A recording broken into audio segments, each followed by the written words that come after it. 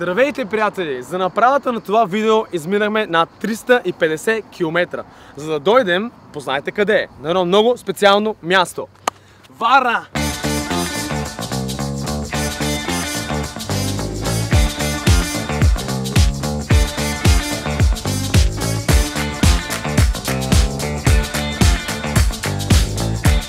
А причината да сме тук е за да ви запознаем с едно необикновено семейство.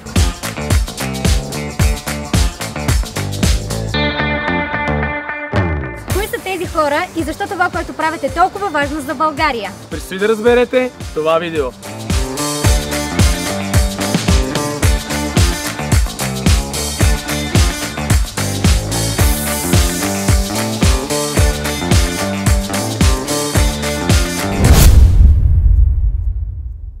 Аз съм Силвена Христова, майка на 2 деца, председател на фондация Живот със синдром на Даун и съпруга. Много важно. Имам 2 деца, Крис и Микаела. Крис е на 9 години, Микаела е на 7 години. Тя се роди много специална, с синдром на Даун и всъщност това даде една нова посока на живота ни и действително го преобърна и в положителна посока, разбира се. Аз се казвам Красимир Ламбов и съм съпруг, баща и видеооператор. Работя като сватбен видеооператор и освен това, че снимам сватби, започнах да снимам своето семейство и всъщност намерих голям смисъл в това и видях, че може по един забавен начин, чрез видеоклиповете, които създаваме, да правим нещо наистина много смислено. Синдром на Даун е най-често срещаната генетична аномалия. Само в САЩ хората с синдром на Даун са над 400 хиляди, а в България всяка година се раждат около 100 деца. Преди 7 години едно от тези специални деца е Микаела, която има щастието да се роди в дома на Силви и Краси. Веднага, когато Микаела се роди, се зачудихме какво да правим, смисъл, по какъв начин може да й помогнем. Защото ние приехме и по никакъв начин не сме се притеснили от това. Естествено, шока беше голям в началото, нали? Няма какво да се кривим душите, но решихме, че трябва да направим нещо в полза на хората с синдром на Даун като цяло и на нашата дъщеричка, защото не искахме един ден да я сочат с пръст и просто да казват на нея има нещо. Ми искахме да я сочат с пръст да кажат, ей, това е Микаела, тя преобърна света.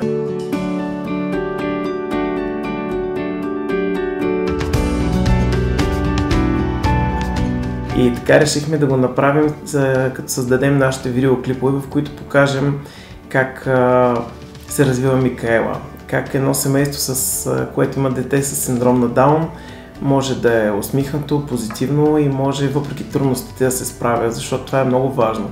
В живота на всеки човек има трудни моменти и се сблъска с какво ли не, никой не знае какво му предстои, но е важно как ще се изправим срещу тях и какво ще направим.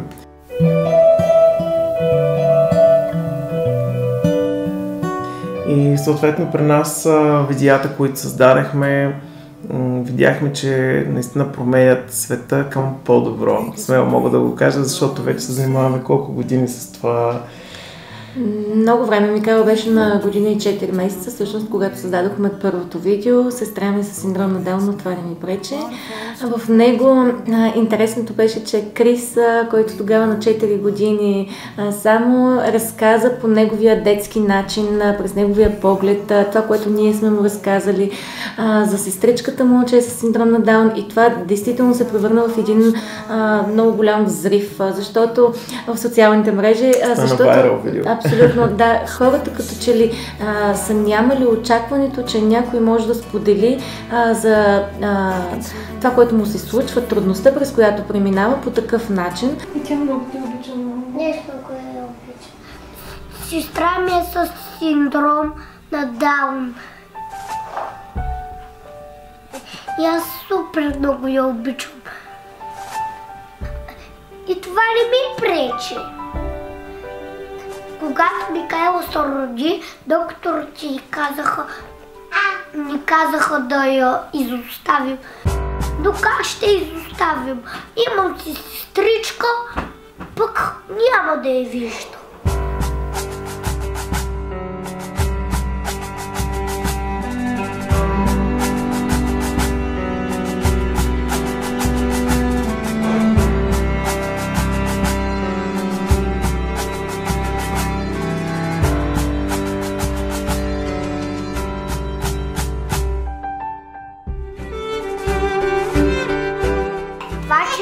синдром на Даун не означава, че е болна или заразна. Тя може всичко, но малко по-бавно получи. Тя е по-различна от другите. В крайна сметка всички деца са различни. Аз съм с такава прическа от напетел. Марти с надолу косата спусната, Ивета е с роса. Хората са различни. Приятели, тук е момент да ви кажем нещо важно. Всяка година Фондация Живот със синдром на Даун организира безплатен лагер за деца от цялата страна. За целта фондацията набира средства чрез продажбата на артикули с кауза от техния сайт. Ако желаете да подкрепите децата с синдром на Даун, можете да си закупите от техните чорапи, чаши, книги и други от сайта на фондацията. Ще оставим линк под видеото. 100% от събраната сума отива за организирането на ежегодния летен лагер. Побързайте, понеже кампанията за събиране на средства свършва съвсем скоро, в края на месец март.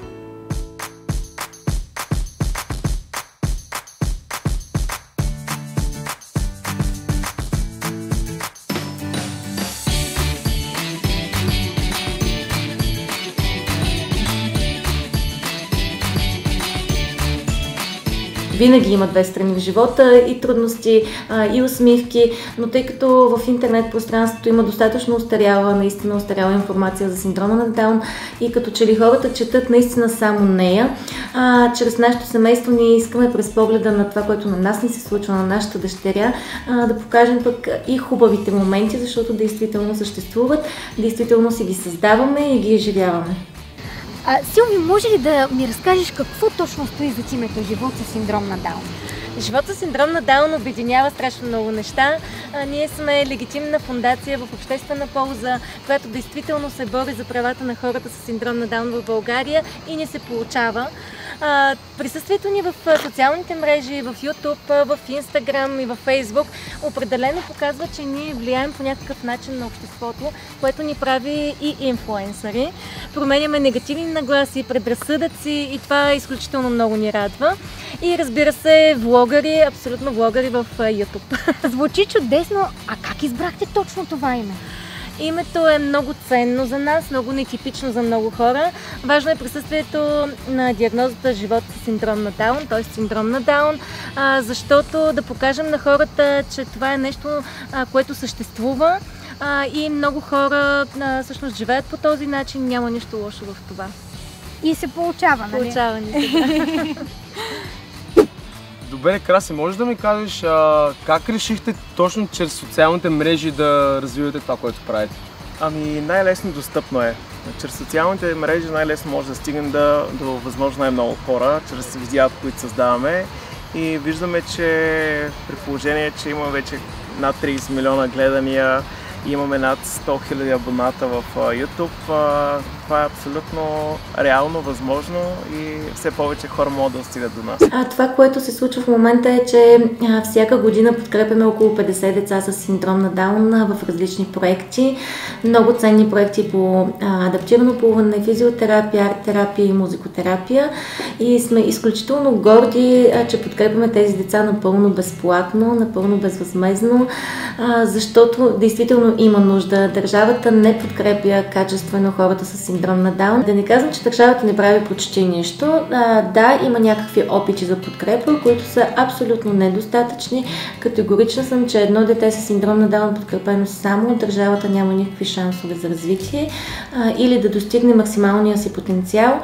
Ако родителите нямат възможност финансово да подкрепят допълнително това дете, било то за допълнителни терапии, занимания и така нататък, или фондации, които да го правят, просто някакси държавата не разбира, че инвестицията в едно дете в ранен етап, това е само в нейна полза, дори в икономически аспект. Много семейства ни споделят, че отивайки право на площадка с детето си, преди се притеснявали, деца са страняли от тях, докато сега отиват и казват, ти си като Микаела, може ли да играем, може ли да се запознаем, и родителите ни пишат супер въодушевени, супер благодарни за това, че показваме децата с други очи. През годините Силвена и Красимир се борят за промяна в много различни аспекти. Те успяват да подновят информацията относно синдром на Даун в учебниците по биология. Както и постоянно се опитват да направят законови промени като решения, свързани с ТЕЛК, медицински експертизи и други. Тези неща безспорно са много големи постижения. Но всъщност най-големият им успех се оказва нещо много по-просто. Факта, че когато Микаела се роди преди 7 години, преди няколко дни стана 7 години, доктора тогава ни каза по-добре да я изоставете. Докато сега, наскоро ни извъннаха от същата тази болница и ни казаха, че ни препоръчват новите родители се свържат с нас и вече има семейства, които ни казаха, от същата болница, нали ви препоръчаха да се чуем с вас, да видим нали за какво става въпрос, че не е толкова страшно. Ето това е голяма промяна. Много голяма, да. Все още се чува, че някъде някой лекар е посъветвал, но е все по-рядко. Днес Микаела е в първи клас. Тя е едно будно дете, което може да чете, да пише, да свири на пиано и да рецитира стихотворения. Тя е доказателство, че има смисъл да се бориш, да влагаш усилия и да бъдеш постоянен.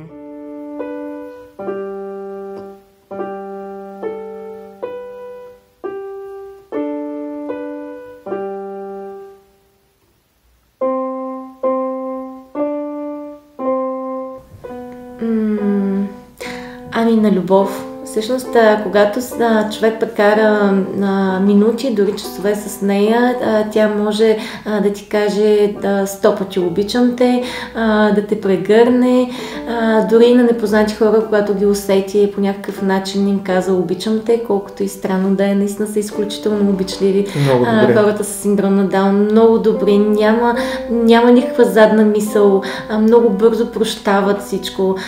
Учени на това, че нещата, колкото и да ни се искат да са по график, колкото и да ни се иска в този момент да се случи това и това и това, защото действително... Мама е по график. Действително ежедневието ни е един график. В този час трябва да отидеш на едно място, в другия на друго място и така нататък. Не винаги това е възможно в живота. И всъщност се случват неща, които са непредвидими и ти трябва да ги приемеш такива каквито са и не е задължително винаги да ги променяш, защото и това не винаги е възможно. Учени горе-долу и на търпение. Казвам горе-долу, защото съм най-нетърпеливия човек. Научи се всъщност покрай Микаела. Да, казвам търпение, защото нещата наистина се случват бавно. Колкото това, което постига тя, се случва с много повторения, много време, много дни, много търпение и действително няма шанс да не се промениш по някакъв начин. Един ден хората с синдром на Даун да могат да работят, както работят в чужбина, да могат да участват в филми, в сериали, навсякъде да ги има, не да са скрити. Смятам, че затова малко започнахме наистина да помагаме да се чува все повече за тях, но има какво да се желае и ще се борим цял живот.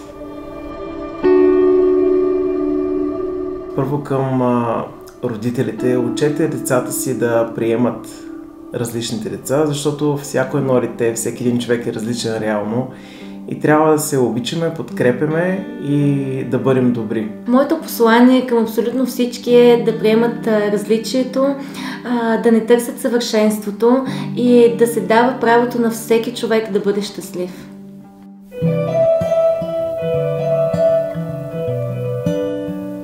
Нека светлият пример на Силвена, Красимир, Крис и Микаела ти припомни, че винаги имаш избор. Избор да се оставиш на събитията, които ти се случват, или да се бориш за по-добро бъдеще. Drinking and dreaming to run from the rain. We throw our bags down. The waterfall was too fast to be walled off. We make a home in the mud and hope for an olive bud.